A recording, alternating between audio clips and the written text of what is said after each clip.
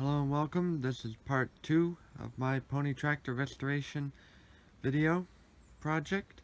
So, in this episode I'll get it running and get some more stuff put back together and get the back all taken apart. I've already done all the work that I'm going to show in this episode. So yeah, this is what it will look like at the end of the episode. So, I hope you enjoy, and now I'm going to start working.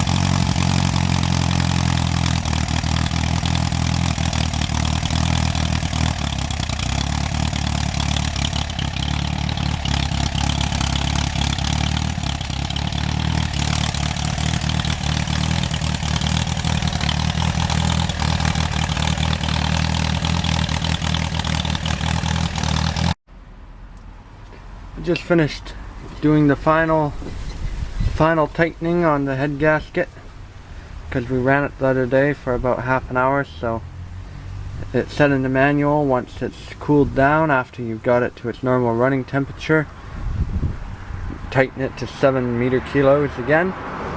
So that's what I just did. Not all the bolts turned.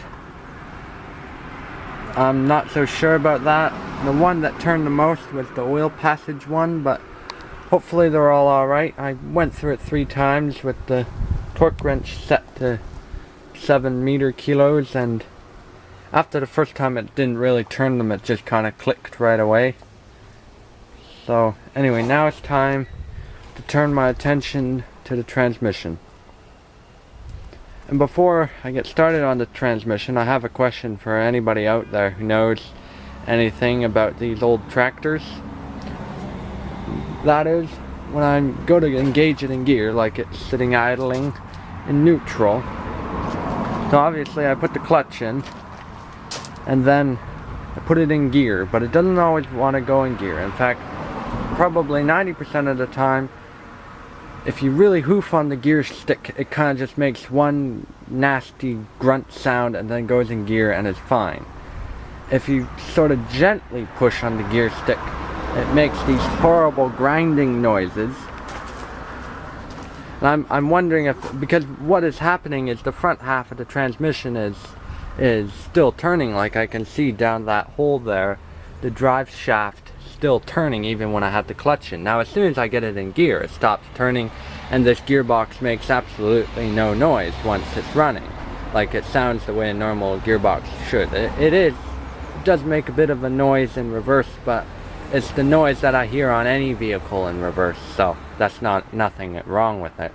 But it's just that getting it in gear, and obviously if I'm sitting somewhere and I put the clutch in and I put it in neutral and then put it in another gear, it shifts just fine. And also sometimes when I start it up, it doesn't do that right away. Sometimes it does. So basically all I want to know is it normal for these old tractors that when you put them in gear they kind of grind a bit? And if not, what is it that I could do to fix it? Because the only thing that I can imagine is that the clutch either isn't disengaging properly, which I can't believe because it's already set to basically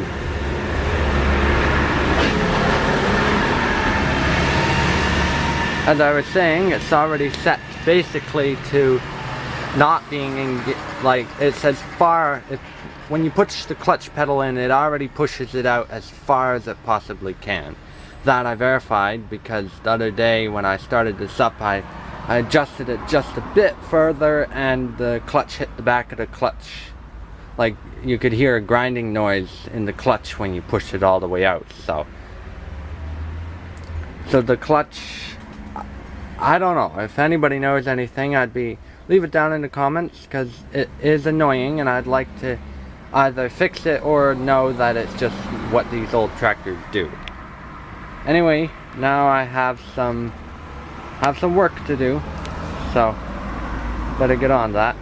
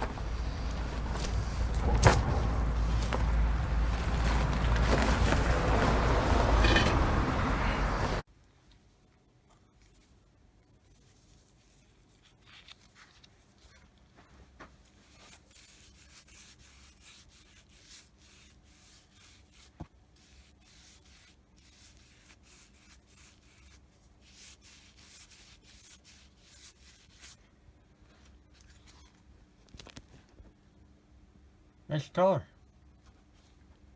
You can still sort of see the Massey Harris logo and part number there.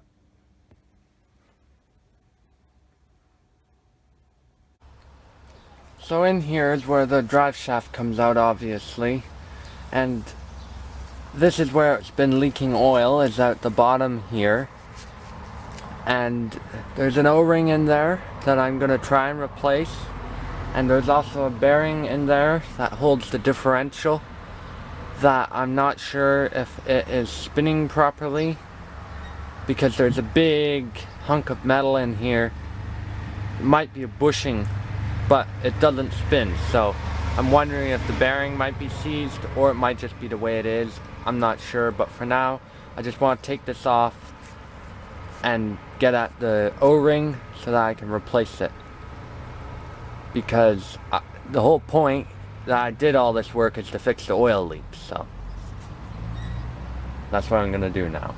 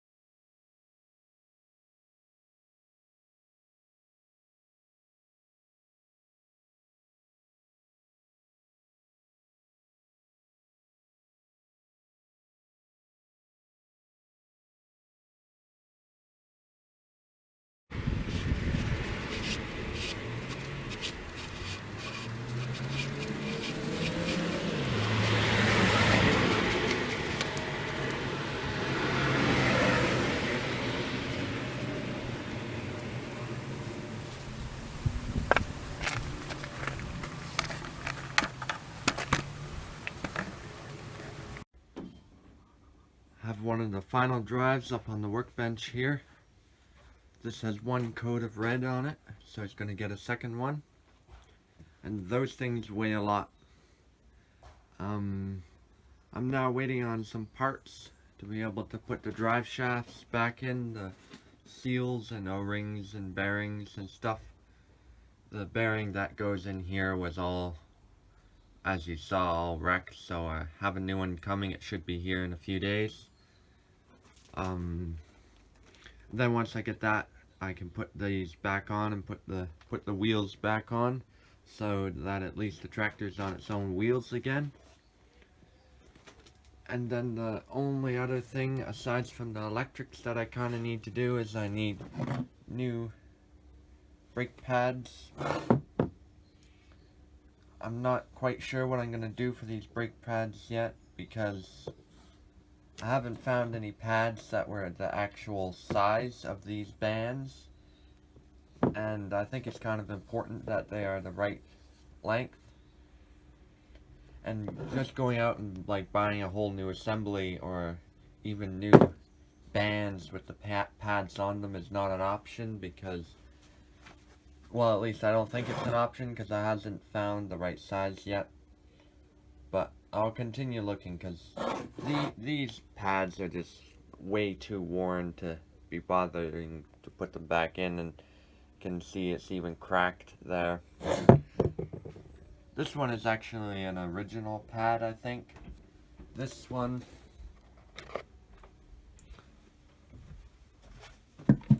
was replaced with something else, more modern material, because I actually found in the final drive, I actually found a piece of the old pad from this one. And even this one, you can see it's pretty worn out, and it's kind of a bit crummy. So that is those are the only parts left that I need to buy aside from all the electrics, and I may very well put the electrics all in a separate video because why not? And really electrics are only so interesting, so I'm gonna make this episode a little shorter because the last one took way too long to upload and process. It was like an all-day upload almost. So yeah, I'm gonna make this one shorter, and then part 3 I'll get everything back together, and then there might be one that is solely doing the electrics and the lights. Because this tractor goes on the road, I want to have all the lights working, and also all the lights working. It would be just nice in general because it would just be nice. And I have a horn coming for the tractor in a few days, just because the old horn, it may look okay, but it doesn't work. So I have a new honker coming, which is most important part of the tractor, that. So yes, thank you for watching, and I will see you next time.